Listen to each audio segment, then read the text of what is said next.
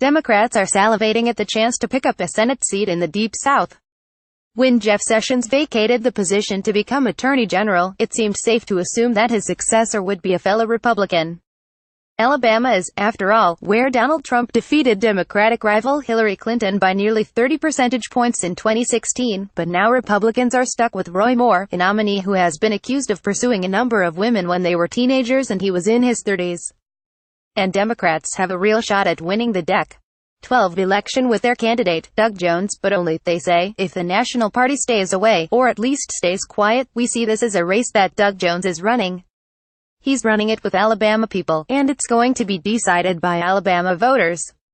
"We're really not looking for outside help," said Giles Perkins, an attorney who is chairman of the Jones campaign. "There's been a significant amount of debate on the left about whether Democrats should do more to help Jones, reflecting a long-running frustration that the National Party doesn't invest enough in candidates in traditionally red states. So far, the National Party hasn't thrown a bunch of money in the race. It hasn't aired TV ads. And the only big-name surrogate who has gone to Alabama to campaign for Jones is former Vice President Joe Biden, although that was more because Biden and Jones have been friends for decades rather than as part of a major push by the party. That isn't to say that Democrats are ignoring the race."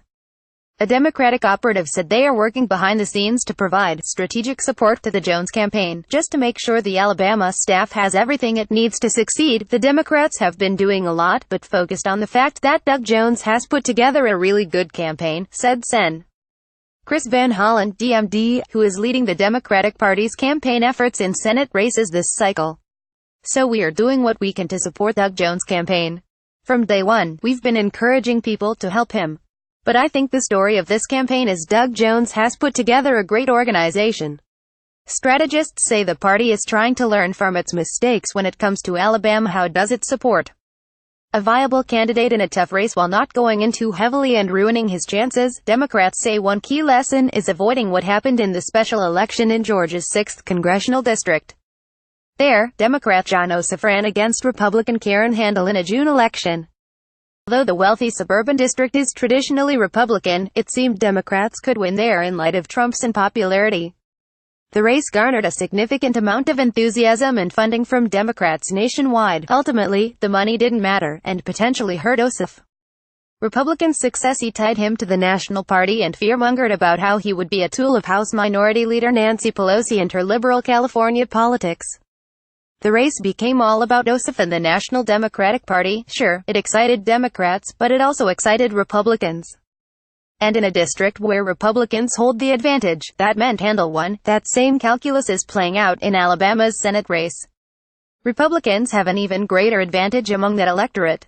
So Democrats have three main objectives: expand the Democratic electorate primarily by increasing African American turnout, persuade some Republicans who are appalled by Moore to vote for Jones, hope that Republicans who don't like Moore stay home on Election Day. On the first objective, Rep.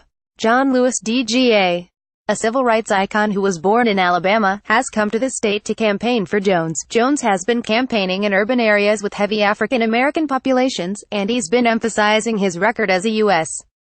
attorney who prosecuted the Ku Klux Klan. In order to persuade more Maine Republicans to vote for him, Jones has been stressing his desire to work across the island. Recently released TV ads with Republicans talking about why they will be pulling the lever for a Democrat on Election Day. He is not going hard after Trump, who, after all, remains popular in Alabama. Jones has so far been relatively quiet on the UAL misconduct allegations against Moore.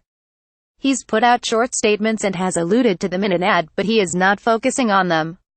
Instead, he's trying to keep the message on kitchen table issues, such as education, jobs and healthcare. Democrats are largely stepping aside and letting Republicans struggle about what to do with Moore. "I'm not sure anything they can do at this point would be helpful to Doug Jones. They can just sit back and Roy Moore's camp implode," said Elizabeth Bushiers, a libertarian communications consultant in Birmingham. "When you raise awareness of the election, you're not helping yourself," she added. "In other words, there's a chance that a significant number of Republicans may just stay home on Dec. 12, which would help boost Jones. Giving a candidate money is traditionally a function of the National Party. So far, neither the Democratic National Committee nor the Democratic Senatorial Campaign Committee has transferred funds to Jones. A handful of Democratic senators, however, have sent out email solicitations on his behalf, and, at this point, money is not a problem for Jones. He's reportedly been pulling in around $250,000 a day in the wake of the more UAL misconduct accusations. "We've raised enough money to make this a competitive race," Perkins said. "We're going to continue to reach out to people for more resources so that we can tell Doug's story and hope we bring about a win." Jones also is set on TV advertising. According to Politico, Jones has spent 14 times more on advertising than Moore has. And he was on the air for about a month with positive biographical spots before Moore ran any ads. All this doesn't mean that Jones has a lock on the race. Alabama is still a Republican state, and Bashir says the fact that Jones supports abortion rights remains a non-starter for many Republicans. "I think if Roy Moore wins, it'll be because of that single issue. It is the only thing causing a lot of Republicans pause," she said. "Abortion is an issue that Republicans have pushed in an attempt to make Jones look extreme and to tie him to the National Party, daring Planned Parenthood to come to the state to campaign for him. But so far the race has largely stayed a contest of Roy Moore versus the other guy, as Bashir's put it. Moore has become known nationally because of his scandal, but Jones and his reputation have stayed more local. And that's exactly what Democrats are hoping will keep happening until Election Day." Download Amanda Turkle, Washington Bureau Chief, HuffPost.